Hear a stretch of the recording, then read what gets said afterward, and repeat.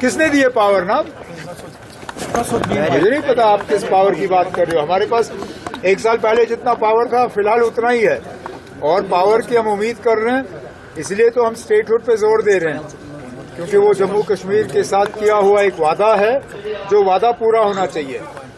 हम तो सोच रहे थे कि पहले साल के अंदर अंदर ही मरकज की हुकूमत अपना ये वादा पूरा करेगी, लेकिन चलिए किन वजूहात के बुनियाद पे जम्मू कश्मीर को आज भी स्टेटहुड से महरूम रखा गया वो मरकज और बीजेपी वाले ही बता सकते हैं।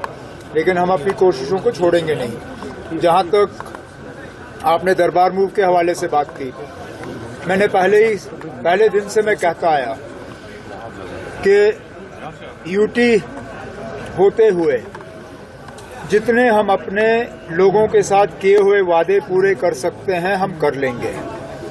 इस सिलसिले में चाहे रिजर्वेशन को रिव्यू करके उसमें तब्दीली लाना, कैबिनेट सब कमेटी जिसकी निगरानी सकीना यत्तू साहिबा कर रही थी, उन्होंने अपना काम मुकम्मल करके अपना रिपोर्ट कैबिनेट के सामने पेश किया।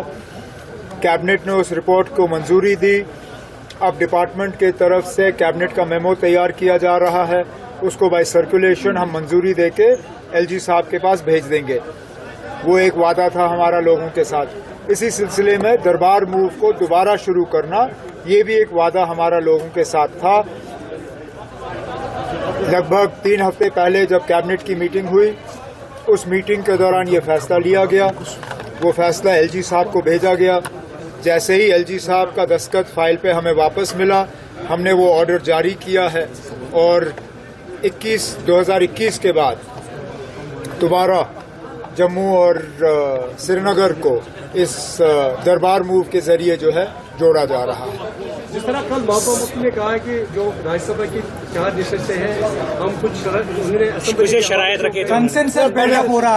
मैंने राज्यसभा और खासकर महबूबा मुफ्ती साहिबा के बयान को लेके मुझसे इसमें जम्मू में पूछा गया और मैंने जम्मू के प्रेस कॉन्फ्रेंस के दौरान अपने जवाब में यही कहा जो मैं आज फिर दोहराऊंगा। असेंबली में कौन सा बिल आएगा और कौन सा नहीं आएगा, इसका फैसला स्पीकर साहब करेंगे। लेकिन कोई ऐसा बिल हाउस के सामने आए जिससे जम्मू कश्मीर के लोगों को फायदा होगा, मेरी हुकूमत उस बिल में कोई रुकावट पेश नहीं करेगी। लेकिन मैं यहां से या कोई ऑनरेबल मेंबर असेंबली का स्पीकर साहब को डिक्टेट नहीं कर सकता कि कौन सा बिल आना चाहिए और कौन सा नहीं आना चाहिए। बिल लाने का एक प्रोसीजर होता है, एक तरीका होता है। जो भी अच्छे बिल होंगे उन पे हम जरूर जो है मदद करेंगे। सर लैंड राइटर्स बिल वो कह रहे हैं, लैंड राइटर्स बिल हम लाएंगे। जो भी बिल, उस तरह का बिल तो मेरे भी एक साथी ने लाया है। तनवीर सादिक साहब का भी एक इसी तरह का बिल है कि जो पुराना कानून था 2019 से पहले, जिसको 2021 में तब्दील किया गया, लैंड ग्रांट्स एक्ट, उसको दुरुस्त किया जाना चाहिए।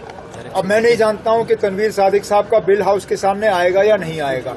इसी तरह जो बिल पीडीपी के तरफ से तैयार होकर भेजा गया है, क्या वो आएगा या नहीं आएगा, उसका एक प्रोसीजर होता है। लेकिन अगर आ जाएगा, मेरी हुकूमत उसमें कोई रुकावट नहीं बनेगी। सर कोरोना में सनत को काफी ज्यादा नुकसान और आने वाली असेंबली में क्या किसानों के लिए कोई उम्मीद है? उसके लिए असेंबली के लिए ठहरने की जरूरत नहीं है। जहां जहां फसल को नुकसान हुआ है, चाहे हॉर्टिकल्चर या एग्रीकल्चर, उस नुकसान का मुआयना किया गया है, उसकी असेसमेंट की गई है।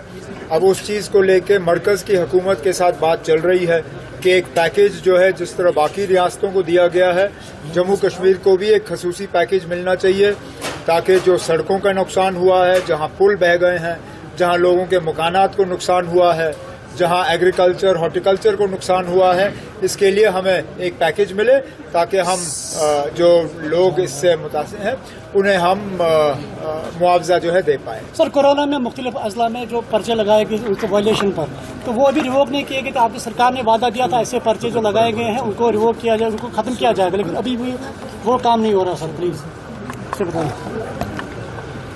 ना पुलिस ना लॉ एंड ऑर्डर फिलहाल इस हुकूमत के पास है। वो इख्तियारात वो हमें मिले और ज़रूर जो बाकी हमारे किए हुए वादे हैं उनको भी हम।